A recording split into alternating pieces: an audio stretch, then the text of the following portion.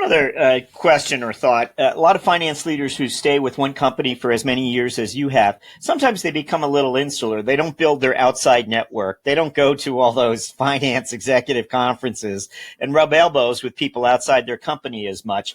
Was that an issue for you, or did somewhere along the line you began doing more outreach? I don't know. No, yeah, I think it still is an issue, frankly. You're right, Jack. I don't do enough of that. Not the rubbing elbows part, but I don't go and seek enough external help with some of my peer group, which I've started to do, particularly in this role. I mean, of course, when I first became a public CFO, I started to ask, some of my peers, but I was also very fortunate. The CEO of the company was the prior CFO. So I had a great training ground and learning ground to work for a CEO that was a CFO.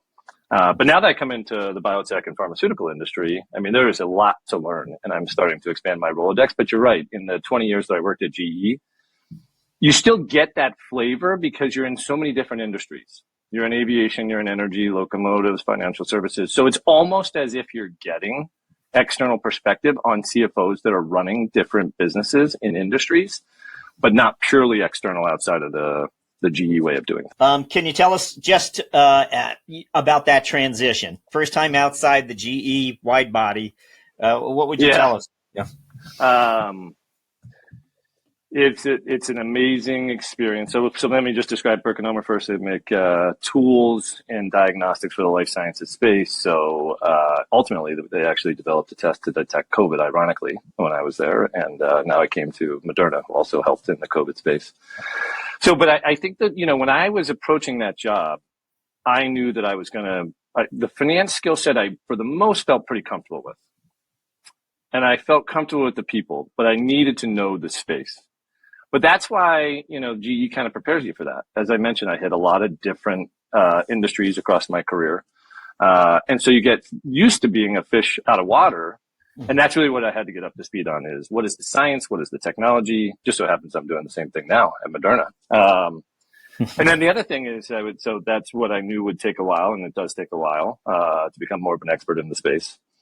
And then the other thing is you really learn every word you say matters and is being listened to, even publicly.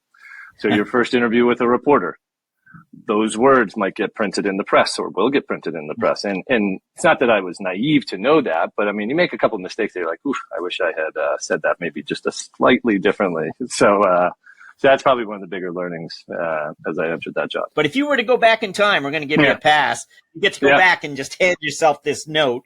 What is it that you've written on it? And again, you're just into that job 30 days. What is it that you would have told yourself? Yeah. I would have told myself to really first think about the enterprise. And it's not that I didn't think about the enterprise, but what does that mean? Don't think about the function, think about the enterprise. And specifically, where do we drive value? Real value creation for the company and for shareholders. And then are there gaps? And if there are gaps, align your team and build your team to those gaps and get to it right away. Because often when I came in, I was like, I need to understand everything and so many things and controllership and, who the investors are. But at the end of the day, the most important thing for a CFO to do is to drive value, allocate capital and drive value creation behind that. And the faster you get going on it, the better, the more effective you'll be. And so I often, and actually maybe until recently thought, hey, I'm just going to take it a little slower. I don't want to make any rash decisions. I don't want to, change the team.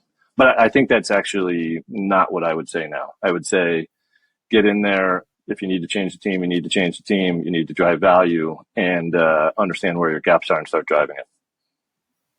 One of the periods that we talk about with finance leaders frequently about how where they were during the financial crisis. You were deep in the GE family by then. I mean, is there any takeaways from that? Did your mindset, were you challenged in a certain way within GE? It was a tough time for GE as well as so many companies.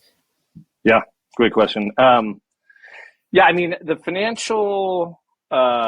I think when the times are truly dire, I mean, there's risks every day, but when it's really concerning, I'll actually go back to when COVID first hit. And when COVID first hit and I was the CFO of PerkinElmer, I didn't know what was going to happen. I mean, there was a chance revenue was going to be down 50+%.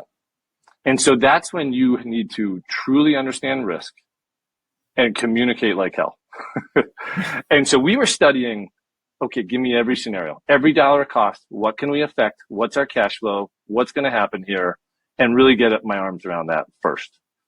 Second, when it's truly a dire time, while we have a lot of different stakeholders, it really, to me, it becomes employees first. That is what I thought you had to talk to employees, make sure they understood where we stand, what we're going to do, how they can help, because that's really when, you're really concerned, right? And investors matter, of course, and customers matter, but your employees at that moment, if you're nervous, they're super nervous. And you got to make sure you talk to them even more. I'm talking about when it's a really dire time. Turns out PerkinElmer ended up being okay because they developed a COVID test and had plenty of revenue. But at that moment, I think manage risk, understand it, and communicate to your employees. Okay. We always like to ask our guests to reflect a little on the personal side, wondering if what in general people might not know about you. Is there something your colleagues, something they might not know about you? Anything? Might not know about me aside from GE. They know that. Yeah, that never leaves you. I mentioned earlier I wanted to be a doctor. I'm not sure that they knew that. Oh, that's right. Yep.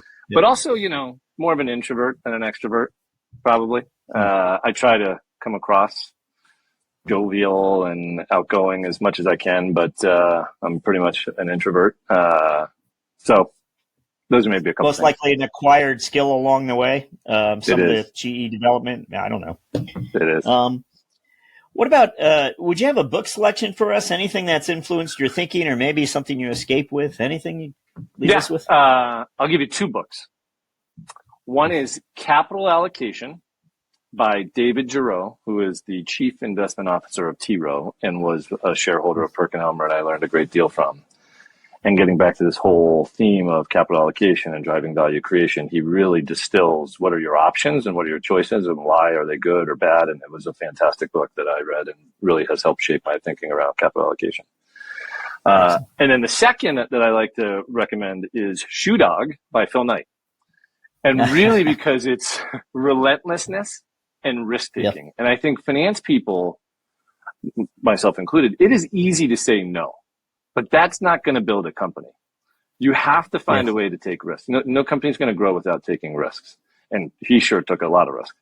So, we have to take smart risks. But I think that's important for finance individuals to understand, what are you looking at? What are the metrics? How do I take risk? The answer is, it's too easy to say no. How do I get to yes and take the appropriate risks? And so those are the two I'd recommend. Excellent. Great selections for us. We're up to our final question where we're going to ask you to look forward finally. You've already shared a few clues here, but over the next 12 months, what are your priorities as CFO of Moderna? Yeah. Well, I'll tie it to this whole, we're going to launch 5 products in 2 years and 15 products in 5 years. I really think, that, and I view our role, but my role as well, as we need to navigate this time period. It is going to be the low part, knock on wood, of our revenue moving forward. And we still have to invest super smartly to actually bring those drugs to life for patients. And so for the next 12 months, it is, my team will get sick of hearing it, risk and return. What are we spending our money on? Because capital is not infinite here. And yes, we are lucky and still fortunate that we have a fair amount of capital, but we have to scrutinize every investment to make sure it's the right investment so that we can bring those 5 or 15 drugs to market. Because after that, the financial profile, if that's done well, the financial profile of our company will be wildly different. And so I really think the next 12 months are pivotal in getting us through those 2 to 5 year time period. Jamey Mock, thank you for joining us on CFO Thought Leader. Thank you so much, Jack.